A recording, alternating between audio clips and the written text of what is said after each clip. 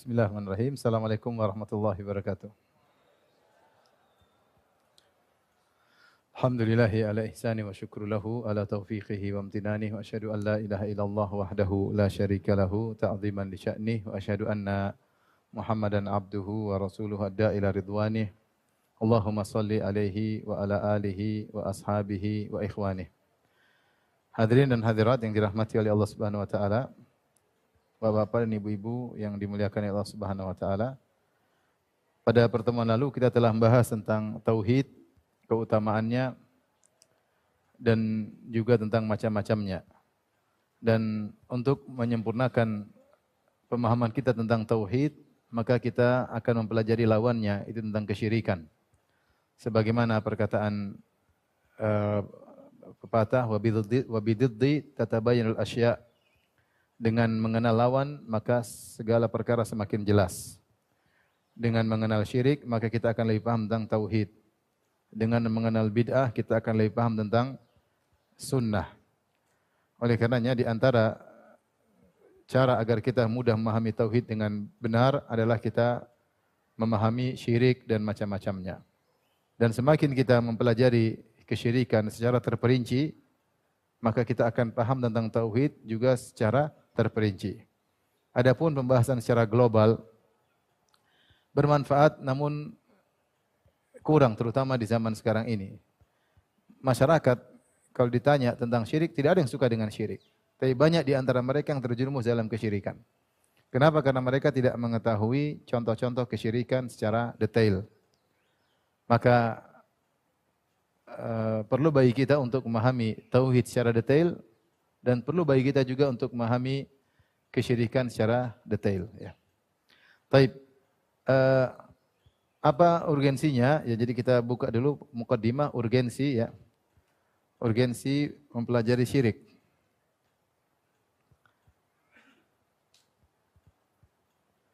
Taib, di antaranya tadi sudah disebutkan ya.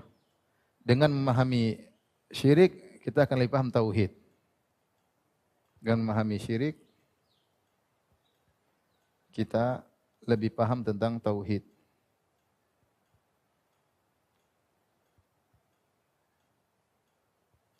Kemudian syirik adalah dosa yang pertama kali diperintahkan Nabi untuk mengingatkannya ya. Dosa yang pertama kali diperingatkan. Pertama kali diperingatkan oleh Allah Subhanahu wa taala. Allah Subhanahu wa taala, kita tahu Nabi sallallahu alaihi wasallam nubbi'a bi Iqra. Rasulullah SAW diangkat menjadi seorang nabi dengan Iqra bismi rabbikal ladzi khalaq. Wa ursila bil mudaththir, dan Nabi diangkat menjadi seorang rasul dengan turunnya surat Al-Mudaththir. Maka Rasulullah SAW diperintahkan untuk berdakwah. Dan dalam surat Al-Mudaththir, ya ayyuhal mudaththir kum fa'anzir wa rabbaka fakabbir wa thiyabaka fatahhir war rujza fahjur. Dan berhala tinggalkanlah, ya. Di situ dalam surat Al-Mudaththir Allah memerintahkan Nabi untuk memperingatkan manusia dari bahaya kesyirikan, yaitu penyembahan terhadap berhala.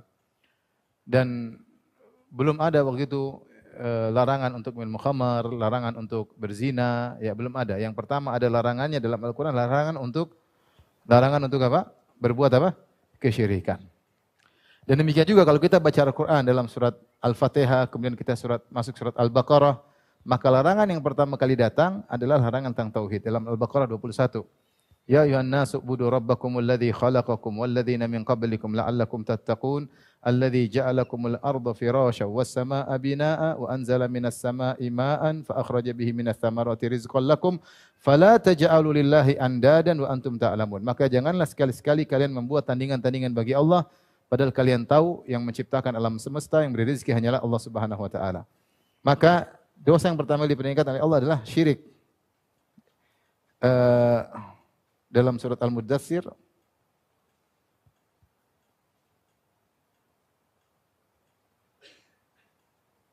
ya, perintah larangan pertama kali syirik ya. Kemudian juga dalam urutan Al-Qur'an. Yaitu dalam surat Al-Baqarah ayat 21. Ini secara histori. Secara histori maka yang pertama kali dilarang adalah kesyirikan. Baik. Di antara kita urgensi mempelajari syirik, dia adalah dosa terbesar ya. Jadi maksud saya ketika kita perhatikan secara histori, dosa yang pertama kali dilarang adalah syirik. Padahal ketika itu banyak sekali kemungkaran yang terjadi di Jazirah Arab. Semua kemungkaran ada ketika itu. Minum khamar, orang lagi gandrung-gandrung minum khamar. Bahkan orang bangga kalau bisa minum khamar. Minum khamar tanda kesuksesan. Sehingga orang-orang Arab dahulu membuat syair-syair namanya Abiyat Khamriyah. Bait-bait syair tentang khamar. Karena mereka merasa keberhasilan kalau bisa minum khamar. Zina dengan berbagai macam modelnya ya. Pembunuhan juga tersebar ketika bunuh anak-anak hidup-hidup juga tersebar ketika itu. Peperangan, berbuat buruk kepada tetangga, memakan bangkai dan macam-macam. Ketika itu tersebar luar biasa. Tetapi yang pertama kali Allah larang adalah apa? Kesyirikan. Kemudian di antaranya, di antara sunnah mengenalkan, di antara metode dakwah mengenalkan masyarakat akan keburukan-keburukan, beritahu masyarakat atau memperingatkan masyarakat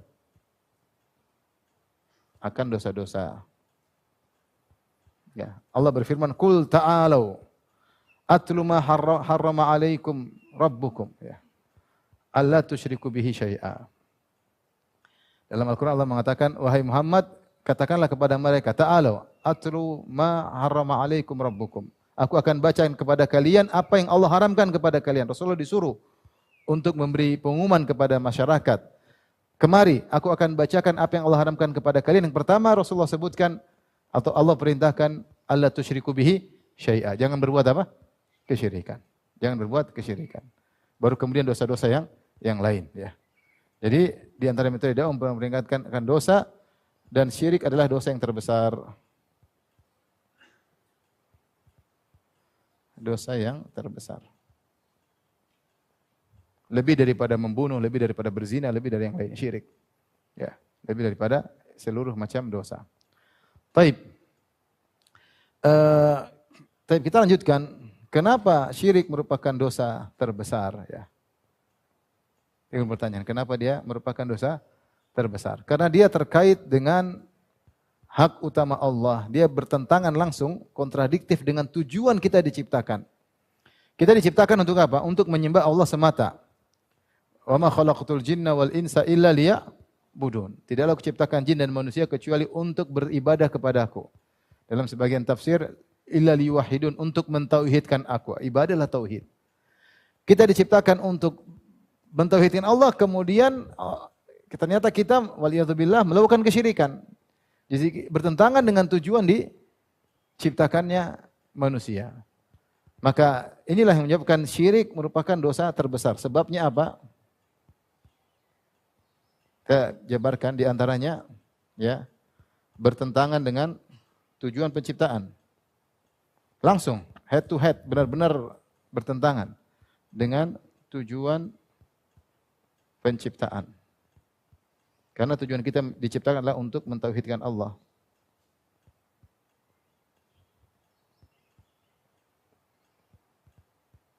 Ini satu. Yang kedua, kenapa syirik?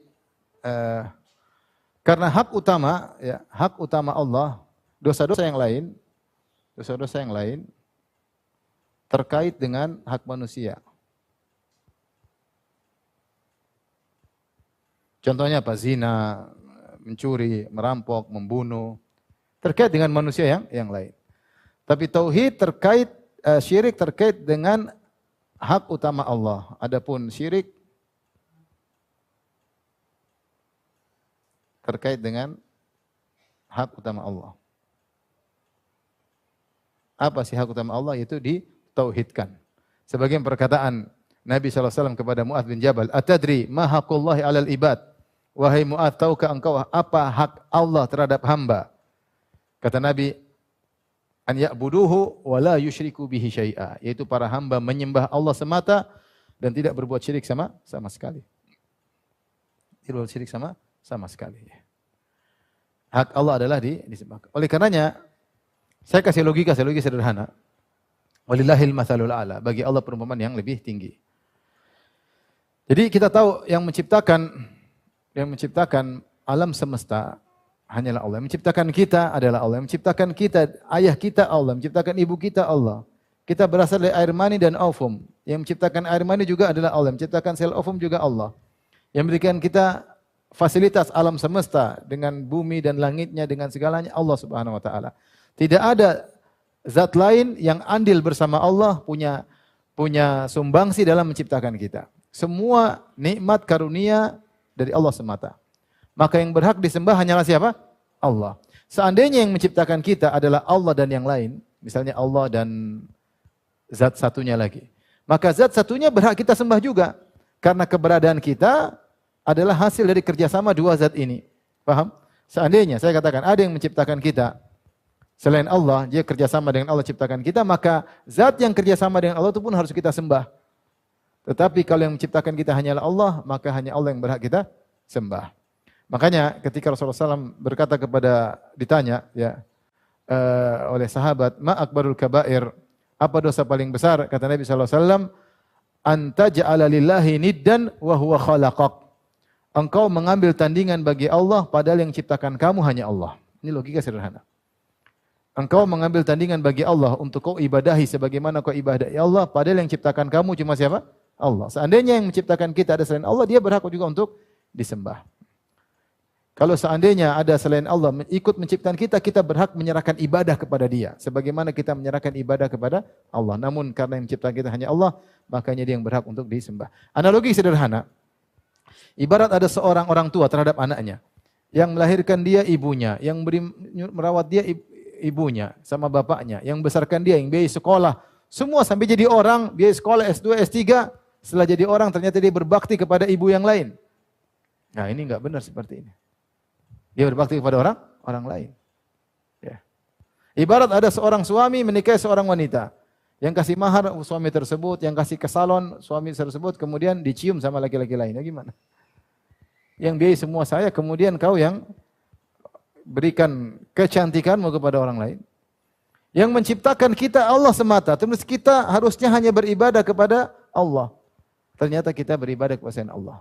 Ibaratnya ada pegawai yang gaji kita, yang kasih makan dia, keluarganya kita. Kemudian dia kerja sama orang lain, ya enggak boleh. Dan syirik ini menjadi dosa sangat besar karena dia terkait dengan hak Allah. Adapun dosa lain, mencuri, membunuh, dia masih terkait dengan hak manusia yang lain. Maka masih mungkin untuk diampuni. Masih mungkin untuk diampuni.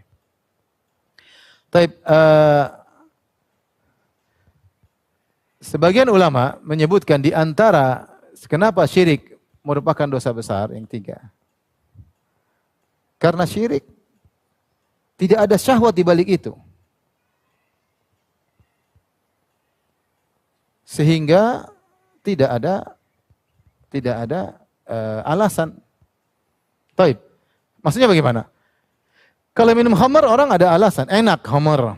Kalau zina iya ada kelezatannya zina ya. Maksiat semuanya ada enaknya ya.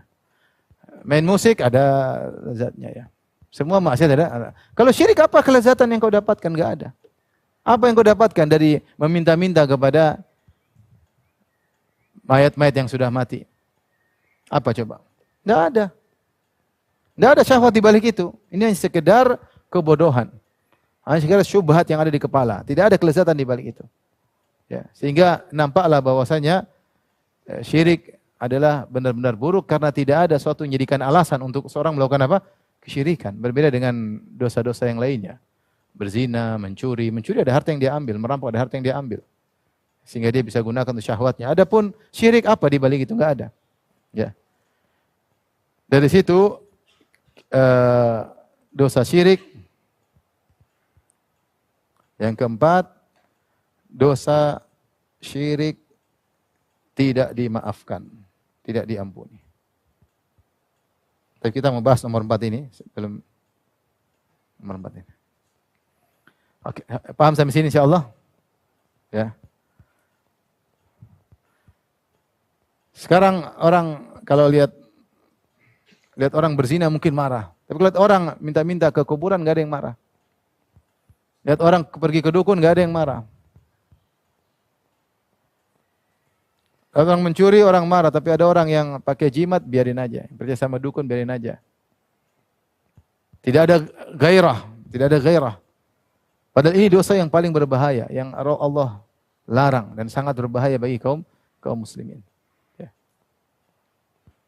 Ini menunjukkan barometer kaum muslimin sebagiannya tidak pas. Ya. Kenapa? Karena kurang belajar. Ya. Seandainya belajar tahu tentang bahaya syirik, tentu kebencian terhadap dosa syirik lebih besar daripada kebencian terhadap dosa-dosa yang lain. Tapi kita sekarang bahas tentang dosa syirik tidak dimaafkan.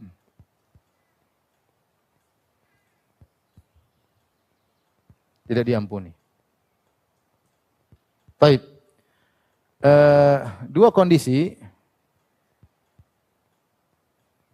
Jika seseorang syirik lalu bertobat sebelum wafat, maka ini diampuni. Ya, diampuni. Allah Subhanahu wa taala berfirman dalam surat Az-Zumar, "Qul ya ibadiyalladzina asrafu ala anfusihim la taqnatu min rahmatillah innallaha yaghfiru dzunuba jami'a." Innallaha yaghfiru dzunuba jami'an. Sungguhnya Allah mengampuni seluruh dosa, ya. Ini termasuk dosa kesyirikan. Kalau dosa syirik tidak bisa ditobati sama sekali, maka tidak ada namanya mu'allaf. Mu'allaf itu semua musyrik kan? Musyrik kemudian bertobat, kemudian sebelum meninggal sudah bertobat. Maka jika dia bertobat sebelum wafat, maka diampuni oleh Allah Subhanahu wa taala. Kondisi kedua, jika ini terkait ya, dosa syirik tidak diampuni, maksudnya syirik besar, maksudnya syirik besar. Nanti kita bahas syirik kecil lagi. Sekarang syirik besar dulu, syirik akbar atau besar. Baik. Kondisi kedua, jika meninggal wafat dalam kondisi syirik, belum bertobat dari syirik, belum bertobat. Bagaimana nasib orang ini? Semua dosa selain syirik, jika seorang meninggal di atas dosa tersebut, meskipun tidak bertobat, masih ada kemungkinan untuk diampuni. Contoh begini, contoh seorang meninggal lagi berzina, tahu-tahu meninggal. Banyak kejadian, lagi berzina, ya meninggal. Lagi narkoba, meninggal. Ya. Lagi merampok, meninggal. Mungkin coba. Lagi merampok kemudian misalnya meninggal ya. Lagi durhaka sama orang tua kemudian meninggal ya. Tidak sempat bertobat. Bagaimana nasib orang ini? Lagi bunuh diri, meninggal. Orang seperti ini tidak boleh kita bilang pasti masuk neraka, enggak. Semua dosa selain syirik kita bilang tahta masyiatillah. Terserah Allah Subhanahu wa taala. Bisa jadi Allah ampuni, bisa jadi Allah azab. Dalil-dalil menunjukkan ada yang diampuni dan dalil juga menunjukkan ada yang diazab. Maka setiap orang meninggal dalam dosa selain syirik masih mungkin diampuni. Apapun dosa tersebut selama bukan apa? Syirik. Tapi kalau meninggal dalam kondisi syirik, maka tidak akan diampuni. Jika wafat dalam kondisi syirik, belum bertobat, maka ini yang tidak akan diampuni.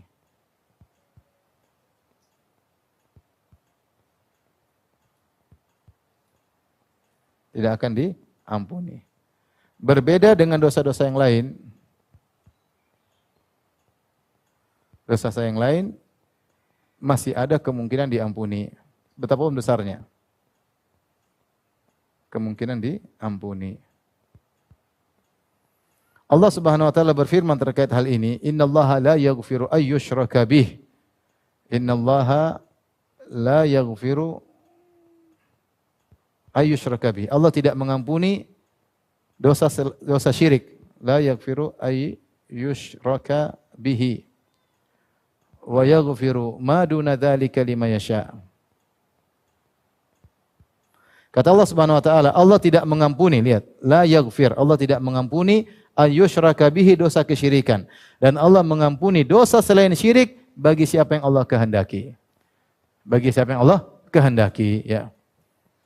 Ada orang meninggal bunuh diri, pasti masuk neraka? Kita bilang enggak, belum tentu. Bisa jadi Allah ampuni, bisa jadi Allah azab. Dalil-dalil menunjukkan ada yang Allah ampuni, dalil juga menunjukkan ada yang Allah azab. Ada yang Allah azab. Taib. Pertanyaan, bagaimana jika seorang melakukan kesyirikan, ya, apakah otomatis pahalanya gugur? Ya, karena di antara bahaya syirik, ya, bahwasanya Allah Subhanahu wa taala, ya, akan menggugurkan seluruh amal solehnya. Ya, kita kembali di sini. Dosa syirik tidak diampuni. Boleh kita tambah di sini nomor 5. Dosa syirik menggugurkan seluruh amalan.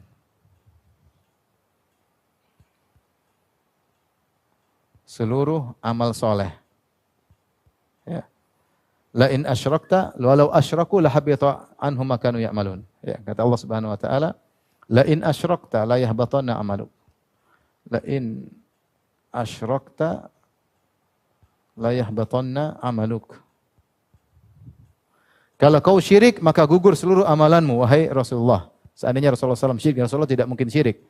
Tapi seandainya Rasulullah SAW pun terjerumus dalam syirik, maka akan gugur seluruh amalannya.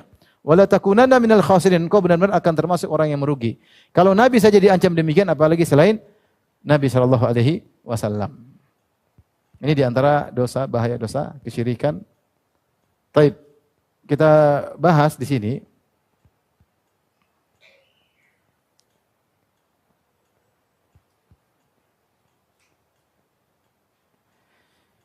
Jika seorang muslim, ini pertanyaan, jika seorang muslim, ya, sudah melakukan ibadah,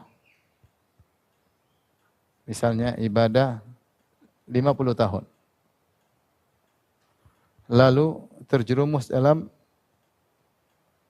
syirik akbar, syirik besar. Baik. Bagaimana nasibnya? Ya. Bagaimana nasibnya? Kemudian dia bertobat. Setelah itu dia bertobat. Ya, misalnya setahun kemudian dia bertobat. Setelah itu misalnya setahun kemudian. Tapi ini ada permasalahan. Masalah. Seorang muslim, dia sejak lahir muslim, kemudian dia melakukan ibadah selama 50 tahun, dia haji, dia umrah, dia berzakat, banyak ibadah, dia berbakti sama orang tua, dia sedekah. Kemudian pada usia 50 tahun, kemudian dia melakukan kesyirikan, dia pindah agama misalnya. Misalnya dia tanassar, jadi atau tahawwad, jadi Yahudi atau jadi Nasrani, atau menjadi Majusi, ya. Atau melakukan syirik akbar seperti meminta kepada ruh-ruh, percaya kepada dukun tentang hal gaib misalnya. Ini semua syirik akbar. Taib. Setelah itu, setahun kemudian dia taubat kembali. Ya. Ketika dia melakukan kesyirikan ini, ketika dia terjerumus dalam syirik akbar, apakah ketika terjerumus dalam syirik akbar, pahalanya semua, pahalanya semua gugur? Maka ini ada khilaf di kalangan para ulama, khilaf, dua pendapat. Pendapat pertama, pendapat mazhab Maliki. Mazhab Maliki mengatakan seluruh amalannya gugur. Jadi nol dia. Seluruh amalannya dari usia 0 hingga 50 tahun gugur. Gugur, hilang otomatis. Otomatis. Jika dia bertobat, maka dimulai dari nol lagi. Jika dia bertobat, dihitung dari awal lagi. Pahalanya dari awal lagi.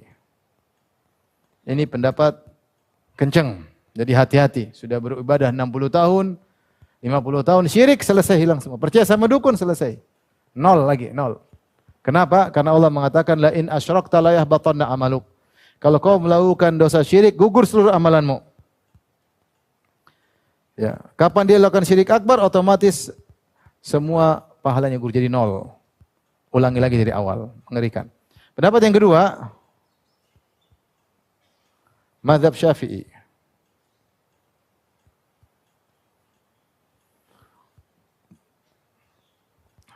Mazhab Syafi'i diperinci.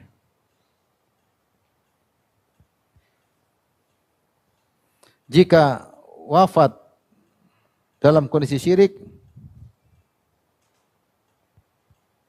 tidak bertobat, maka gugur seluruhnya, dan tentu kekal di dalam neraka, seluruhnya gugur. Ya. Seorang 60 tahun masuk Islam, kemudian di akhir hayatnya murtad, selesai. Maka dia amalnya gugur semuanya. Ya.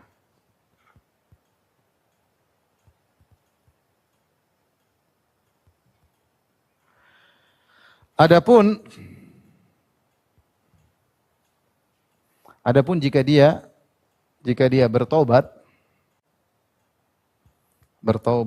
ya, maka tidak gugur. Tidak gugur. Ya. Jadi Imam Syafi'i hanya berpendapat gugur amalan seluruhnya itu beliau bawakan ayat kepada jika meninggal dalam kondisi kafir, dalam kondisi murtad. Adapun jika dia syirik kemudian bertobat, maka amalnya tidak gugur. Beliau membawakan ayat-ayat yang mutlak kepada ayat yang muqayyad sebagian dalam surat Al-Baqarah ayat 217.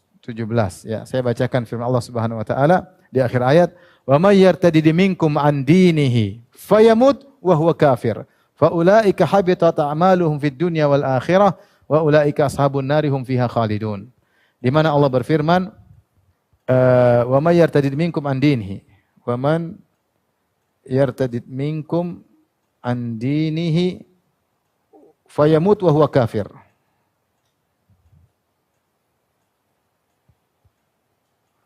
Di sini Allah mengatakan siapa yang murtad di antara kalian dari agamanya lantas dia mati dalam kondisi kafir. Jadi ada syaratnya kata Imam Syafi'i. Di sini ada qaid wa huwa kafir, meninggal dalam kondisi kafir.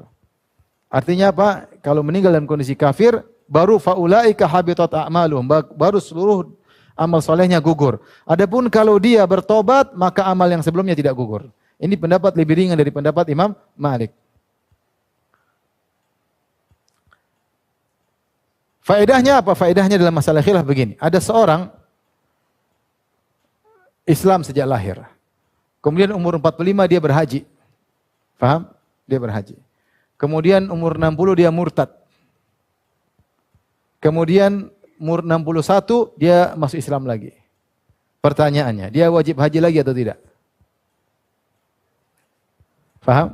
Saya ulangi. Ada orang sejak lahir Muslim, umur 45 haji Islam, berarti sudah gugur kewajiban haji kan? Haji kan cuma wajib sekali. Terus 60 dia murtad. Nikah sama perempuan Nasrani, kemudian ikut perempuan Nasrani tersebut murtad.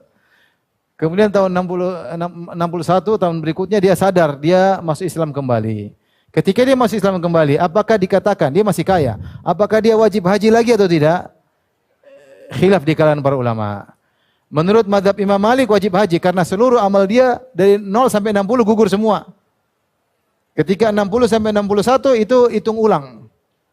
60 sampai 61 dia murtad, umur 61 dia masuk Islam lagi berarti hitung ulang. Seperti dia 0, maka dia wajib haji lagi. Kata Imam Malik. Adapun menurut Imam Syafi'i tidak perlu wajib lagi. Kenapa? Karena ketika dia benar, dia dari umur 0 sampai 60, kemudian 60 dia syirik, gugur. Kemudian dia murtad, 61 masuk Islam lagi, kembali lagi semuanya. Kembali lagi apa? Semuanya. Secara dalil, lebih kuat pendapat Imam Syafi'i rahimahullahu ta'ala. Ya. Secara dalil ya. Kenapa? Karena dalil menunjukkan bahwasanya kalau ada seorang kafir, jangankan muslim, orang kafir. Kemudian selama masih kafir dia melakukan maksiat dan melakukan keburukan, kalau dia masuk Islam, padahal ketika dia kafir dia melakukan kebaikan keburukan. Kalau dia masuk Islam, maka seluruh kebaikannya dibawa ke dalam Islamnya. Dosa-dosanya tidak dibawa. Seperti pertanyaan Hakim bin Hizam. Hakim bin Hizam ketika dia masih kafir, dia seorang dermawan. Dia merdekakan 100 budak, kemudian menyumbang 100 ekor onta.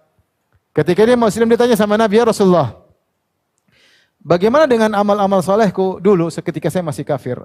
Sekarang saya masuk Islam. Kata Nabi SAW, aslamta ala ma aslafta minal khair ya Hakim. Kau masuk Islam dengan membawa seluruh amal kebaikanmu selama kau masih musyrik. Faham? Ketika dia musyrik, dia sering berbakti sama orang tua, kemudian dermawan, maka seluruh amal ini ketika musyrik, dia masuk Islam, maka dapat juga. Seperti Allah Subhanahu wa taala mengatakan, ulaika, mereka adalah orang-orang Allah berikan kepada mereka ajrahum marratain. Allah berikan pahala mereka 2 kali. Seperti ketika Nabi SAW mengirim surat kepada Raja Heraklius, menyuruh dia untuk masuk Islam. Kata Nabi SAW, aslim taslam. Wahai Heraklius yang Nasrani, masuklah engkau dalam Islam. Yu'tikallahu ajraka marratain. Allah akan berikan kau pahala 2 kali. Pahala selama kau Nasrani akan dibawa juga dalam apa? Islam. Dan ini bonus bagi orang kafir kalau masuk Islam, seluruh kebaikan dia selama waktu musyrik tidak hilang. Dosa-dosa yang dilakukan ketika dia masih musyrik, dia berzina, dia membunuh, dia riba, semuanya hilang. Tapi kebaikan dia selama dia musyrik akan dibawa menjadi pahala ketika dia masuk apa? Islam. Ini sepakat para ulama. Nah, kasus yang kita hadapi, dia berbuat baik ketika muslim, paham? Kemudian dia murtad, kemudian dia muslim lagi. Maka orang ini lebih utama untuk dikembalikan pahalanya, paham? Karena ketika dia melakukan amal soleh dalam kondisi muslim, kemudian dia murtad, kemudian dia muslim lagi, maka pahala dia dibawa lagi, tadinya gugur kembali lagi. Yang jadi masalah ketika orang melakukan kesyirikan kemudian tidak bertobat, itu masalah. Maka sungguh mengerikan dosa kesyirikan. Tapi ini diantara ikhwan dan akhwat yang rahmati Allah Subhanahu wa taala tentang bahaya kesyirikan. Jadi syirik dosa yang paling besar. Kalau meninggal tidak akan diampuni. Tidak akan diampuni berarti kekal dalam apa? Neraka. Kekal dalam neraka. Tidak akan keluar dari neraka Jahannam, ya. Mengerikan. Adapun orang muslim meskipun dia melakukan maksiat, ada suatu saat dia akan dikeluarkan dari neraka Jahannam. Ada kisah yang saya sering sampaikan, kisah yang diceritakan oleh Syekh Abdul Razak pada kita, ya. Jadi ada dulu orang Arab yang kemudian dia jalan-jalan ke luar negeri, ke negara kafir. Kemudian dia ditemani oleh guide dari negara kafir tersebut. Mereka pergi ke diskotik atau bar, kemudian mereka minum khamar. Minum khamar, rame-rame, ada sekelompok orang Arab, mereka minum khamar, guide-nya orang bule Nasrani. Lagi minum khamar, kemudian ada di antara orang Arab tersebut nyeletuk. Ya Allah, semoga Allah ampuni kita. Dia lagi sadar nih. Minum khamar, dia bilang, semoga Allah ampuni apa? Kita. Akhirnya orang Nasrani bilang, ya saya juga, semoga. Kan dia tahu enggak benar. Kata dia, ya semoga Allah juga ampuni saya. Kata orang-orang Arab ini, oh enggak, kau enggak akan diampuni. Karena kau kafir asli, musyrik. Kalau musyrik masuk neraka tidak akan diampuni. Kalau kami bertauhid masih mungkin diampuni. Akhirnya orang bule ini pun mikir, dia debat, kenapa saya tidak diampuni? Ya karena kau musyrik. Kalau kami ahli tauhid masuk neraka masih bisa diampuni. Kalau kau enggak mungkin masuk neraka kekal selama-lamanya. Subhanallah, orang bule ini akhirnya dia cari tahu tentang Islam, akhirnya dia belajar, akhirnya dia masuk Islam, akhirnya dia belajar di UIM, Universitas Islam Madinah. Dia masuk Islam gara-gara didakwahi orang mabok. Jadi maksud saya,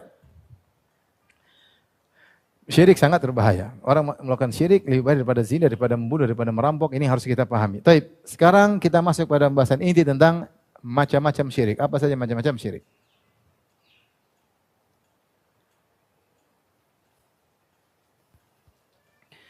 Syirik, definisi syirik.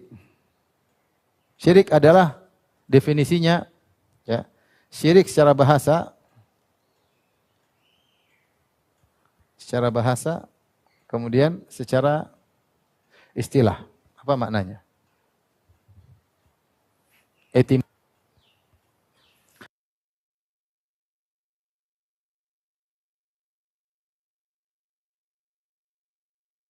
Syirik maknanya adalah sekutu, ya. Sekutu, ya.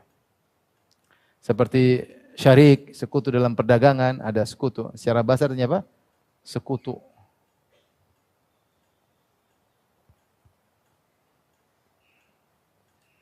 Sekutu. Dan makna yang mirip sama seperti apa? Nid, misal ini. Adapun secara istilah terminologi adalah, atau secara ini artinya mensekutukan Allah, mensekutukan Allah dengan selain Allah. Saya dikatakan seorang dikatakan musyrik jika dia mensekutukan Allah dengan selain apa? Allah. Ya. Itu namanya dia telah memusyrikkan Allah, yaitu mensekutukan Allah dengan yang lainnya. Maka jika seorang secara bahasa, jika seorang hanya menyembah selain Allah saja, maka sungguhnya dia tidak musyrik sebenarnya secara bahasa. Jadi ada 3 kemungkinan. Perhatikan. Ya. Hanya menyembah Allah. Ini kemungkinan yang pertama. Yang kedua, hanya menyembah selain Allah.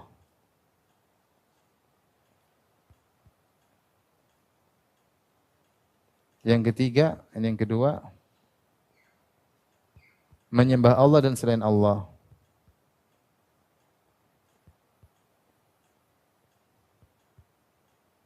Taib.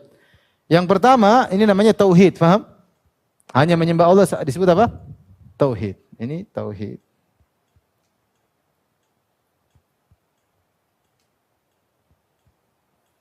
Kalau hanya menyembah selain Allah dan tidak menyembah Allah, maka ini bukan syirik.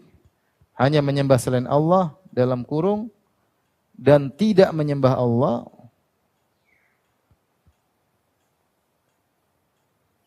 secara bahasa ini bukan syirik, bukan syirik.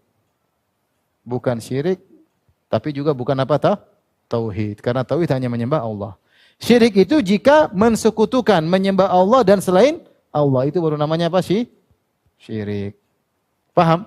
Makanya mensekutukan Allah dengan selain Allah. Kalau ada orang tidak menyembah Allah, tidak mengenal Allah, tidak dikatakan dia kafir, tapi bukan syirik. Syirik itu mensekutukan apa? Allah. Dia menyembah Allah dan juga menyembah selain Allah. Sebagaimana orang musyrikin Arab dahulu.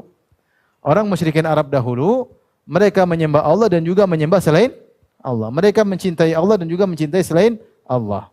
Itu baru dikatakan syirik. Sehingga lafal syirik ini menunjukkan ada makna sekutu. Sekutu, mensekutukan. Sehingga isyarat bahwasanya namanya orang musyrik itu juga menyembah Allah. Dari sini kita pahami, sebenarnya dikatakan Al-Sun'ani, berarti orang musyrik itu juga menyembah Allah.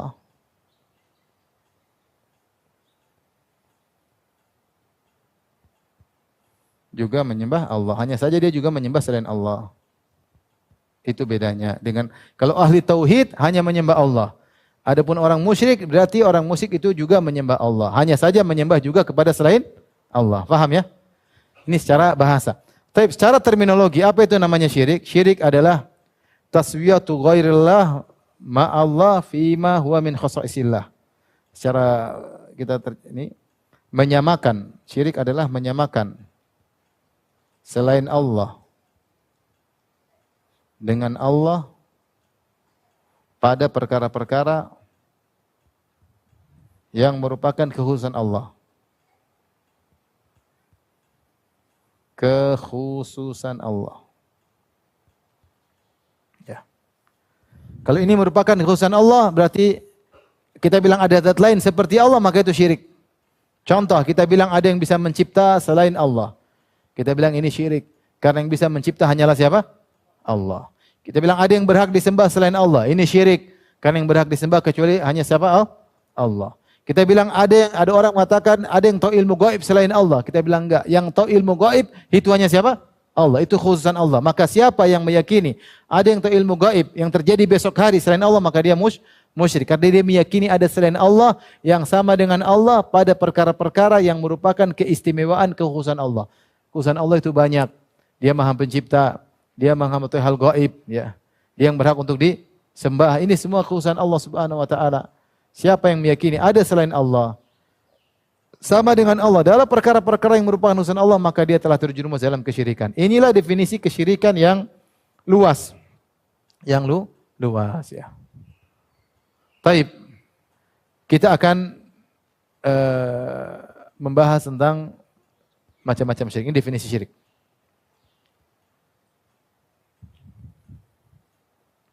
Paham sampai sini? Paham tidak ibu-ibu? Ibu-ibu paham tidak? Yang penting pengajian buat ibu bukan bapak-bapak. Bapak-bapak ini cuma penggembira ya. Ibu paham atau tidak? Ya. Beda dengan syirik dengan sirik. Kalau sirik itu apa? Hasad. Kalau syirik itu yang dosa ya. Dua-duanya dosa, yang dosa besar ya. Taib. Yang kita maksudkan. Kita lanjutkan. Sebelum kita membahas macam-macam syirik, syirik juga ditinjau menjadi dua. Ya, syirik ada dua secara umum. Syirik ada banyak tinjauan ya. Pembagian syirik.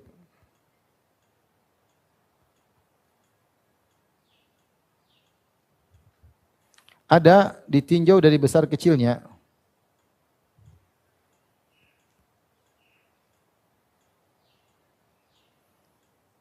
Maka terbagi menjadi dua. Yaitu syirik akbar sama syirik apa? Asghar. Kemudian ditinjau dari, misalnya ditinjau dari nampak atau tersembunyi.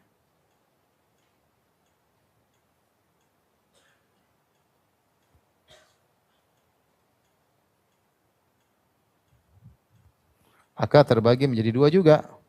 Ada namanya syirkun jali, syirkun khafi. Jali yang itu jelas, khafi itu apa? Samar. Ya ini. Ya. Nanti ada dibagi dari, ditinjau dari lagi yang ketiga, ini sekedar pembagian aja. Ditinjau dari anggota tubuh yang melakukan tempat kesyirikan. Maka ada beberapa, ada yang mengatakan misalnya syirik lafal atau niat, syirik niat, kemudian syirik lafal, kemudian syirik anggota tubuh, syirik tubuh, jawareh, ya. Ini juga bisa pembagian syirik demikian. Yang terkadang begini saling masuk satu dengan yang lainnya. Tergantung peninjauan. Taib, syirik akbar, syirik kecil, bedanya apa? Syirik akbar mengeluarkan orang dari Islam.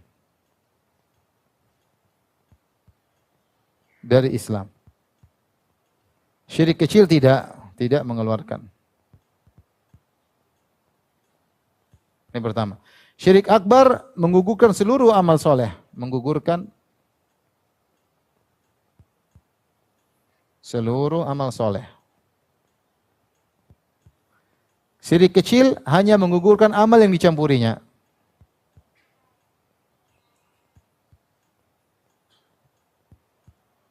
Amal yang dicampurinya. Contoh sederhana, ada orang melakukan amal soleh, haji, umrah, kemudian dia minta kepada mayat, ini syirik akbar. Dia bilang, Mbah Fulan, tolonglah saya Mbah Fulan ke mayat. Minta kepada roh-roh. Ya. Atau dia beristighosah, ya Abdul Qadir Jailani, aghithni, tolong saya Abdul Qadir Jailani. Ini syirik akbar. Berdoa kepada selain Allah Subhanahu wa taala. Maka seluruh amalnya gugur. Seluruh amalnya apa? Gugur. Dan ketika itu dia murtad. Karena dia melakukan syirik apa? Akbar. Faham? Atau dia minta kepada Nabi Isa. Abdul Qadir Jailani masih kalah. Ada yang lebih hebat daripada Abdul Qadir Jailani. Rahimahullah. Siapa Nabi? Isa. Ya Isa, ya Isa, ya Yesus misalnya. Berarti dia udah musyrik. Paham? Ketika itu berarti dia murtad, keluar dari Islam, dan seluruh amalnya apa? Gugur. Adapun syirik kecil misalnya riya. Dia bersedekah supaya bisa dipuji. Bersedekah, ketika sedekah dia foto, kemudian dia posting. Saya membantu misalnya ada korban apa dengan uang sekian, niatnya untuk dipuji. Maka ketika itu dia tetap muslim. Karena syirik asghar ini dosa besar, tetapi tidak sampai membuat orang keluar dari apa? Islam. Seperti dosa-dosa besar lainnya, seperti membunuh, berzina, tidak mengeluarkan dari Islam. Yang kedua, yang gugur cuma amal soleh yang tercampur riya tersebut, yaitu sedekah dia ketika itu. Mungkin 5 menit sebelumnya dia sedekah 10.000 kepada fakir miskin, dia ikhlas, maka diterima. Yang 1 juta dia sedekah untuk orang terkena bencana alam, tapi dia posting, dia pamer, dia riya, maka itu yang gugur. Tidak seluruh sedekahnya gugur, paham? Tapi hanya sedekah yang tercampur riya saja yang gugur. Baik, di antara bedanya akbar dan asghar, biasanya akbar itu terkait dengan tujuan. Zatnya sendiri syirik.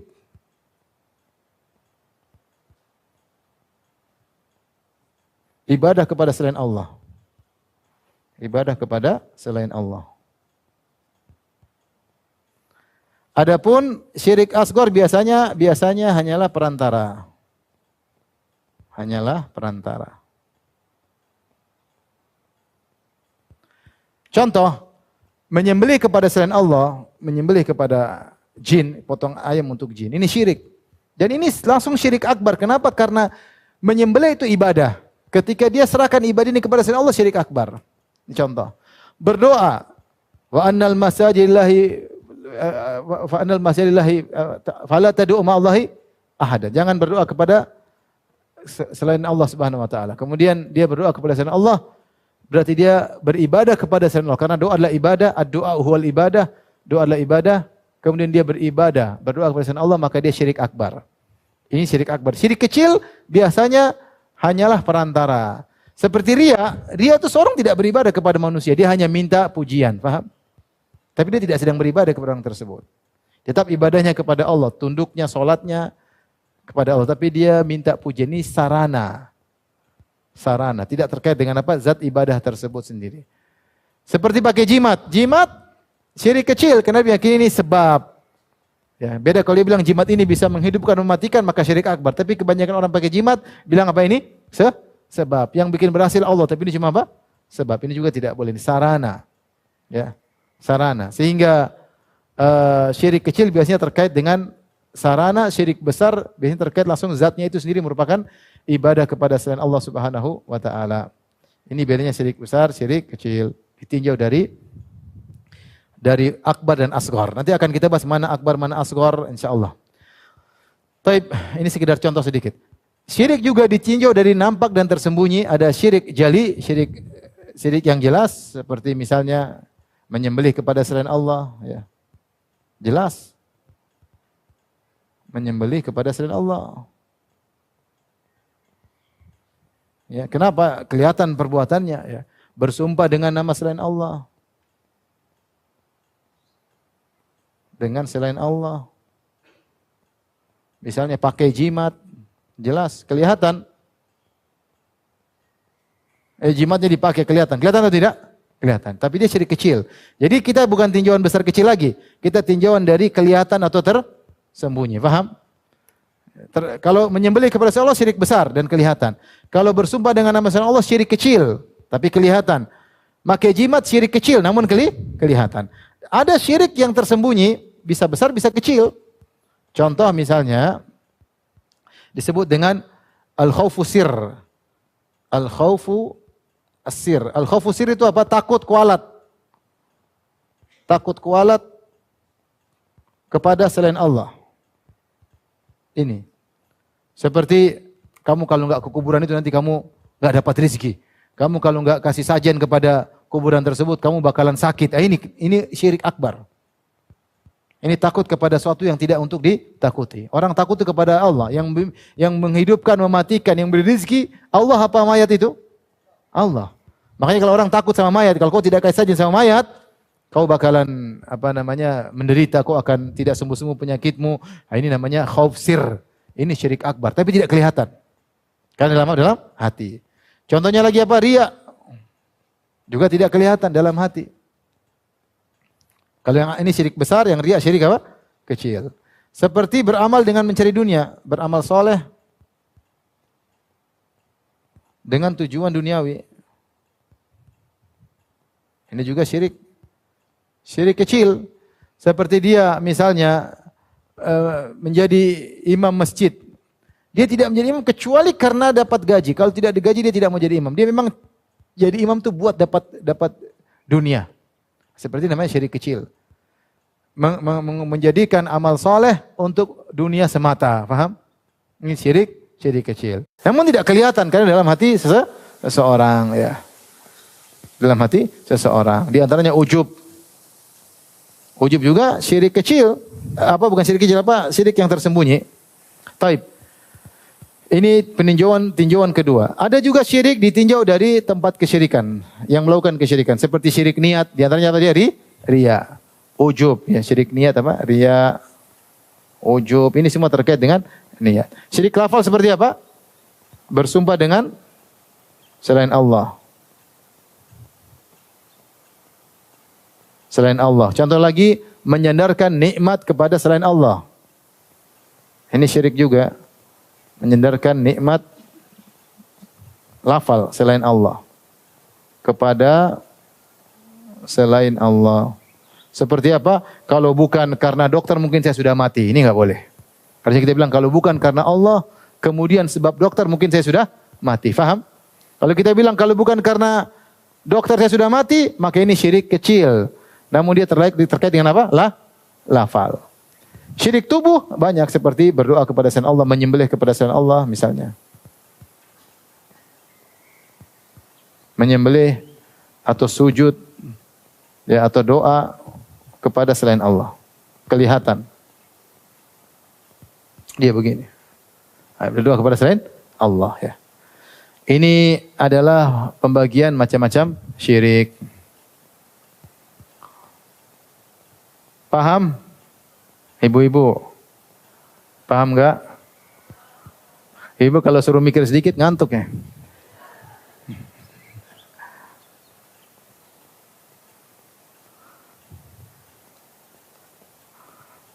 Taib.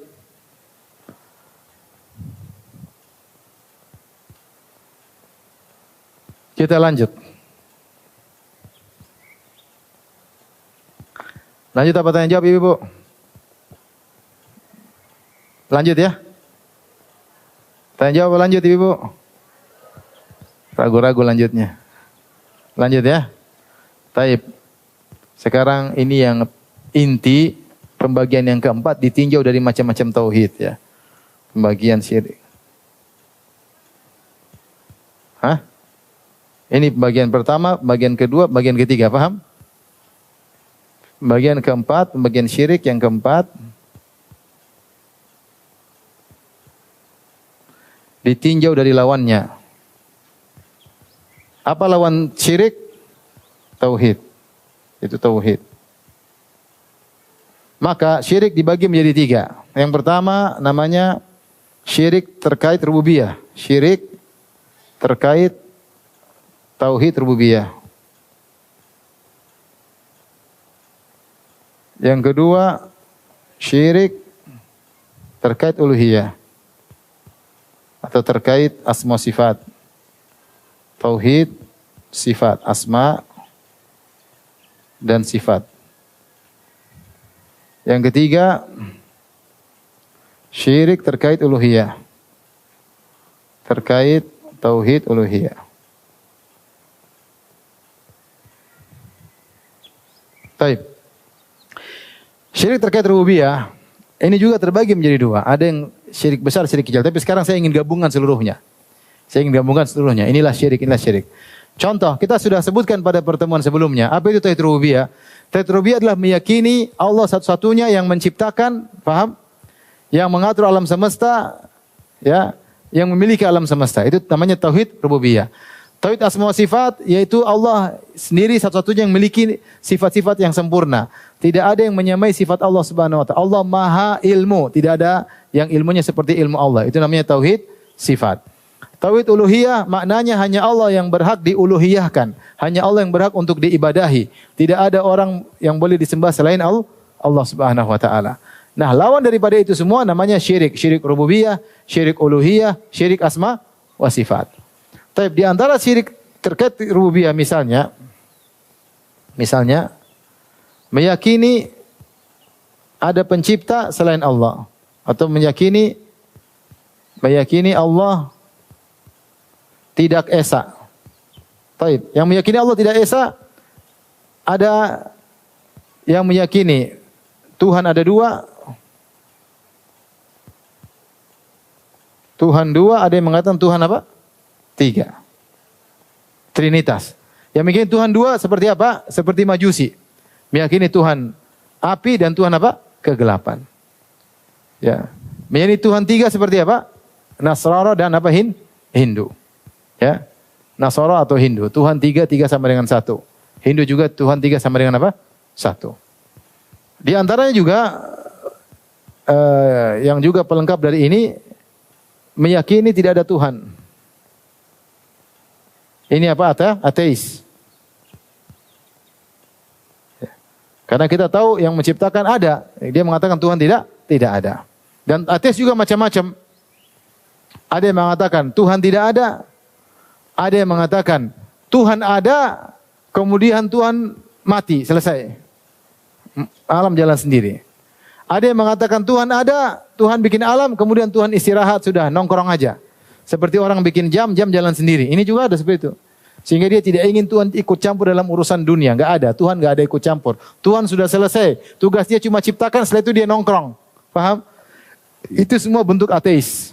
Bentuk apa? Ateis. Karena meyakini semua terjadi dalam semesta, tidak ada campur tangan apa? Tuhan. Itu semua bentuk-bentuk ateis. Ya. Ini syirik. Di antara syirik dalam rububiyah misalnya, meyakini alam azali. Ini keyakinan orang falasifah. Kata mereka, alam ini tidak ada yang ciptakan. Dia azali seperti Tuhan. Dia sama Tuhan sama-sama ada. Dia sama Tuhan sama-sama ada. Bukan Tuhan dulu baru alam, enggak. Tapi sama berbarengan. Tanpa ada yang menciptakan. Dan ini adalah syirik dalam rububiyah.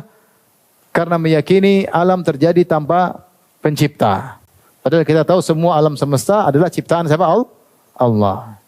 Ini seperti syiriknya falasifah Yunani diikuti dengan Farabi dan Ibnu Sina. Ini termasuk kesyirikan.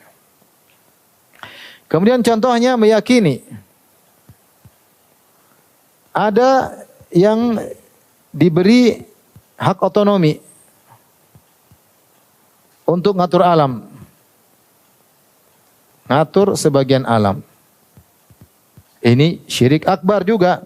Seperti meyakini bahwasanya Nyi Roro Kidul ngatur pantai laut selatan. Siapa yang kasih izin? Allah kasih izin. Tidak ada Allah kasih izin kepada makhluk untuk ngatur sebagian apa? Makhluknya. Tidak ada. Ya. Dikasih otonomi sehingga dia bisa ngatur. Tidak ada. Ya.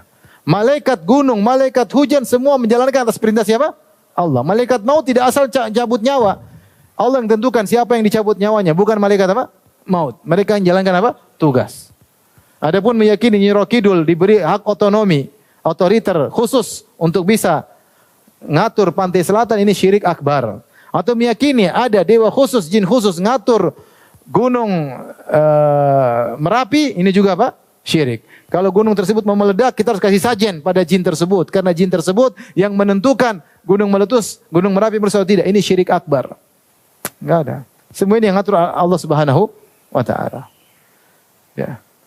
Seperti keyakinan sebagian orang Sufia yang ekstrim dalam buku ya Jawahirul Ma'ani mengatakan bahwasanya Abdul Qadir Jailani rahimahullah seorang ulama besar telah diberi kun oleh Allah. Kapan dia bilang kun jadi fayakun? Ini enggak ada. Kata Abdul Qadir Jailani dikasih kun. Nabi saja tidak dikasih kun. Nabi kalau dikasih kun, Nabi bilang, "Woi Abu Jahal, jadi lalat Abu Jahal." Tapi ternyata bagaimana? Nabi berperang harus dalam perang Badar dan seterusnya. Nabi saja tidak pernah dikasih kun fayakun. Kata mereka, Abdul Qadir Jailani dikasih kun. Sehingga dia melakukan apa saja tinggal bilang kun fayakun. Seperti juga meyakini bahwasanya wali kalau sudah mencapai derajat kutub, dia yang melakukan seluruh penciptaan. Dia yang mengawasi seluruh penciptaan. Ini juga bahaya. Ini juga syirik akbar. Seakan-akan ada makhluk yang dikasih otonomi untuk ngatur apa? Alam.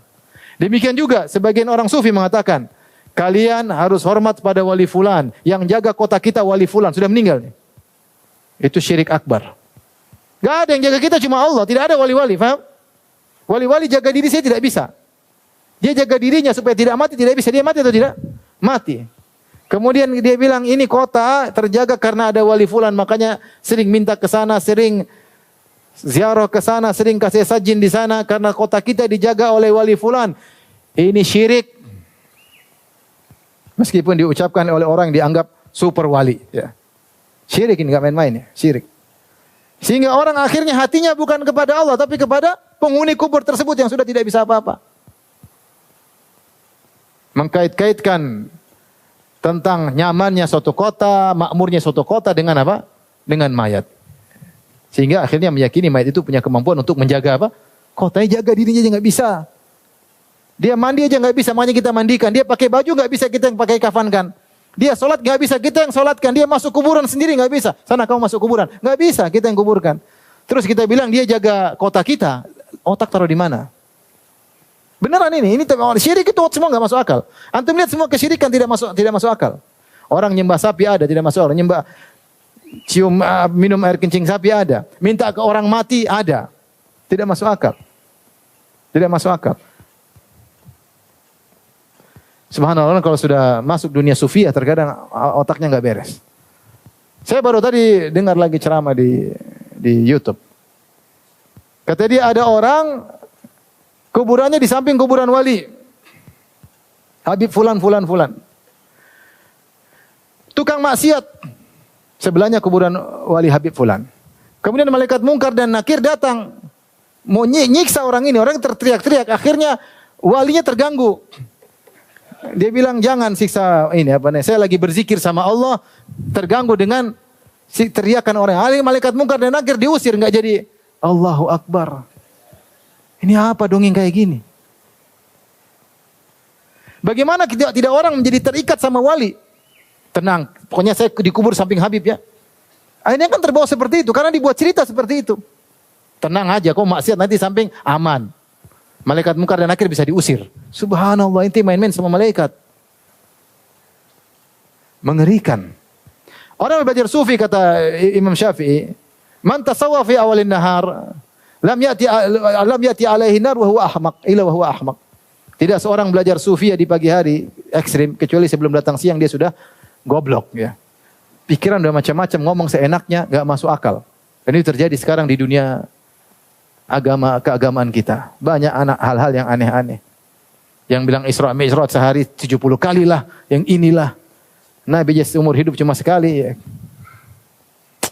Tapi begitulah. Maksud saya, sehingga ada sebagian orang-orang yang mengatakan, kalian harus menghormati wali fulan yang sudah mati. Karena dia yang menjaga kota kita.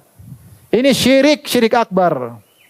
Meyakini ada yang mengatur menjaga kita selain Allah Subhanahu wa taala. Nanti dia bilang diizinkan oleh Tuhan. Kalau Allah izinkan, kita bilang mana surat izinnya? Mana surat izinnya? Aku ngomong. Nanti kalau bilang surat izin, kita bisa bilang kamu pergi ke jin, jinnya sudah dapat surat izin dari Allah kan? Kapan orang bisa ngomong nanti begitu? Ini masalahnya bukan ini masalah syirik akbar. Lebih berbahaya daripada zina, lebih berbahaya daripada merampok, lebih berbahaya daripada membunuh.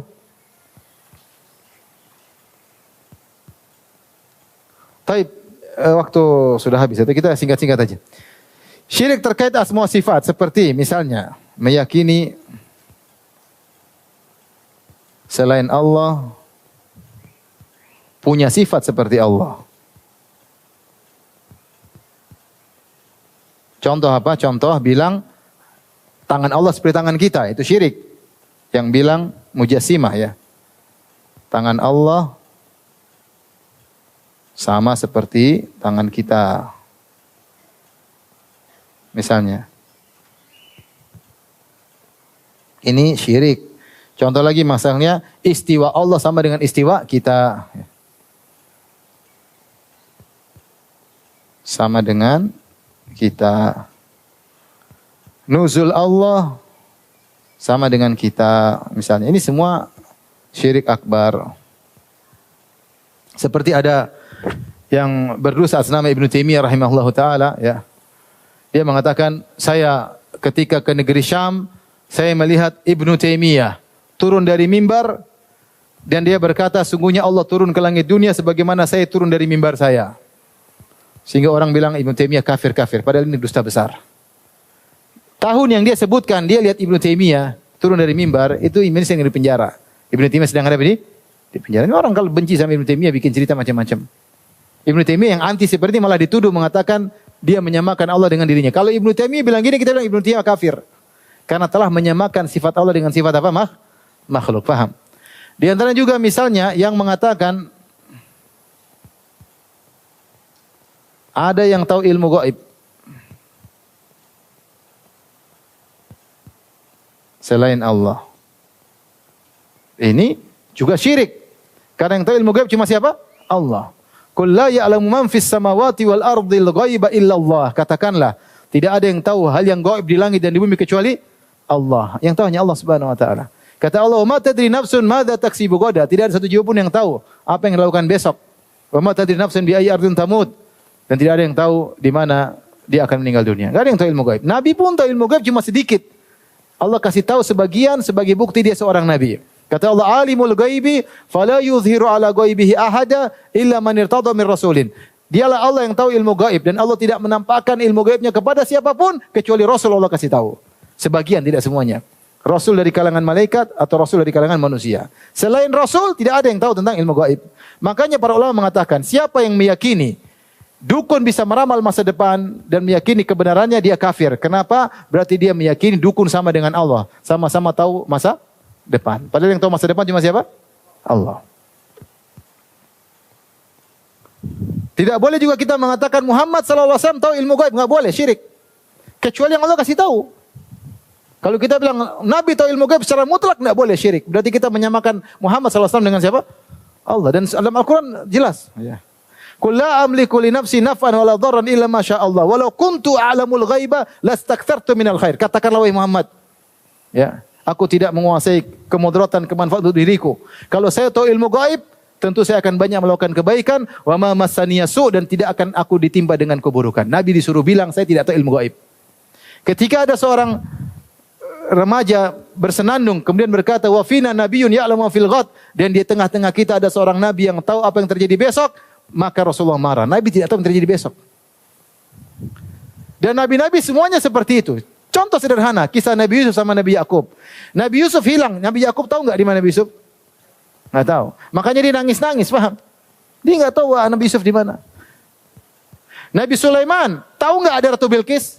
Enggak tahu. Yang kasih tahu siapa? Burung hudhud. Dia enggak tahu. Dia enggak tahu. Kemudian bilang Nabi tahu semua ilmu, enggak benar.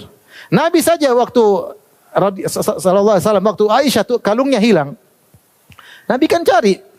Seluruh sahabat cari sampai pagi enggak ketemu kalungnya di mana. Ternyata kalungnya ketindes onta. Sampai subuh hari mereka bingung, mereka sholat enggak ada air, seperti ada yang tayamum, ada yang sholat tanpa tayamum bahkan. Kemudian ternyata ketika pagi hari ontanya berdiri, ketahuan kalungnya di bawah apa? Onta. Ontanya pun tidak lapor sama Nabi, ada kalungnya di bawah sini, enggak ada. Di situ yang cari kalung siapa? Ada Nabi, ada Abu Bakar, ada Umar, ada Utsman, ada orang-orang soleh di jannah surga. Tidak tahu di mana kalung tersebut. Jangankan bicara masa depan, sekarang aja kalung hilang Nabi tidak tahu. Waktu istri Nabi Aisyah dituduh berzina, Rasulullah sudah pergi, Aisyah masih ketinggalan. Dituduh berzina sama Sofwan bin Mu'attal As-Sulami. Nabi bingung istrinya berzina atau tidak. Sampai sebulan penuh Nabi tidak tahu. Nabi tidak tahu masa lalu. Sampai Allah turunkan ayat membela siapa? Aisyah. Siapa yang kasih tahu Nabi kalau Aisyah tidak berzina? Allah Subhanahu wa taala. Kalau Nabi tahu ilmu gaib, Nabi pasti tahu. Oh, ini gini. Nabi enggak tahu. Ketika Allah Subhanahu wa taala menceritakan kisah Nabi Nuh kepada Nabi, Allah mengatakan, "Tilka min amba'il ghaibi nuhiha ilaik. Ma kunta ta'lamuha anta wala qaumuka min qabli hadza." Inilah cerita dari berita gaib tentang kisah Nabi Nuh yang kami ceritakan kepada engkau Muhammad. Ma kunta ta'lamuha, sebelumnya kau tidak tahu. Nabi tidak tahu ilmu gaib. Oleh karenanya kalau ada pujian yang berlebihan kepada Nabi, seperti mengatakan ya bahwasanya wa inna min judika dunya wa dharrataha, di antara kedermawananmu wahai Rasulullah adalah dunia dan akhirat. Wa min ulumika ilmal qalami wal ilmal lauhi wal qalami, dan di antara ilmu wahai Muhammad adalah ilmu lauhil mahfuz. Ini enggak benar. Kita cinta sama Nabi lebih daripada kedua orang tua kita, lebih dari kita, tapi tidak boleh kita berlebihan kepada Nabi. Yang tahu ilmu gaib cuma siapa? Allah Subhanahu wa taala. Adapun Nabi yang dikatakan sebagian, dia tidak tahu secara mutlak. Makanya Nabi SAW ketika gerhana, beliau takut hari kiamat, sampai beliau lari sampai isbal, sampai sarung beliau kena takut, enggak tahu apa yang terjadi. Tapi itu syirik dalam semua sifat, menyamakan sifat Allah dengan sifat makhluk. Syirik terkait uluhiyah seperti apa? beribadah kepada selain Allah, semua bentuknya ya. Beribadah kepada selain Allah. Seperti apa? Berdoa kepada selain Allah. Apalagi bernazar. Semua ini ibadah. Bernazar bukan pada Allah, Pak Mbah, kalau saya lulus Mbah, saya akan kasih makan anak yatim. Nazar sama Allah, bukan sama apa? Mbah. Datang ke kuburan. Dulu ada kawan datang ke Sunan, kuburan Sunan. Kanjeng Sunan, kalau saya lulus saya akan jalan kaki sekian-sekian. Enggak boleh ini syirik. Nazar hanya kepada siapa? Allah. Contoh lagi, menyembelih. Menyembelih, ada nyembelih kepada jin supaya rumahnya tidak diganggu. Bangun rumah supaya rumah kamu ganggu, potong 3 ayam hitam semuanya. Giginya pun hitam kalau bisa ya. Kemudian potong, tuangkan air darahnya di tanah supaya tidak diganggu jin. Ini syirik akbar. Nyembelih hanya untuk Allah. Sebagaimana kalau kita akikah nyembelih untuk Allah. Kalau kita korban nyembelih untuk siapa? Allah. Kalau kita hajian nyembelih untuk apa? Allah. Ini nyembelih untuk jin, syirik akbar. Ya. La'anallah man dzabah li ghairillah. Allah melaknat orang yang menyembelih kepada selain Allah. Berdoa hanya kepada Allah. Tidak boleh berdoa ya wali, wali enggak boleh. Nangis sama Allah bukan kepada wali. Wali pun enggak bisa apa-apa. Nabi Muhammad saja waktu perang Badar dia berdoa. Dia tidak bisa lakukan apa di hadapan Abu Jahal dan teman-temannya. Dia berdoa. Istaghithuna rabbakum, sampai Allah berikan dalam Quran, ketika kalian beristighatsah kepada Allah. Nabi berdoa sampai ridanya jatuh, berdoa terus. Tidak boleh kita ke Nabi, ya Nabi saya enggak punya anak, ya Nabi saya, ya kanjeng Nabi, syirik. Minta sama Allah, Nabi aja enggak bisa. Kami minta sama Nabi, tidak boleh. Ya nanti kalau minta boleh minta sama Nabi Muhammad, boleh dong minta sama Nabi Isa. Boleh atau tidak? Nabi Isa orang soleh atau tidak? Boleh dong minta sama Isa. Sama-sama Nabi. Ini minta lagi kepada Abdul Qadir Jailani, minta kepada Sayyidul Badawi. Di YouTube ada itu. Orang wanita sampai nangis-nangis, ya Syekh Al-Arab, wahai sembuhkanlah anakku. Gitu kayak gitu, ngeri. Sambil nangis-nangis. Yang lebih histeris atau lebih menangis ketika minta kepada wali daripada kepada Allah. Minta-minta ke kuburan lebih nangis, lebih berharap daripada minta di masjid kepada Allah Subhanahu wa taala. Ini syirik akbar ya. Syirik akbar. Tapi inilah Bapak Ibu yang rahmati Allah Subhanahu wa taala, sebagian dari model kesyirikan, tentu tidak semua, kalau tidak ada, tapi kita hanya memberi gambaran tentang apa itu syirik dan macam-macam kesyirikan dan bahaya kesyirikan. Semoga Allah mewafatkan kita di atas tauhid dan menjauhkan kita dari kesyirikan.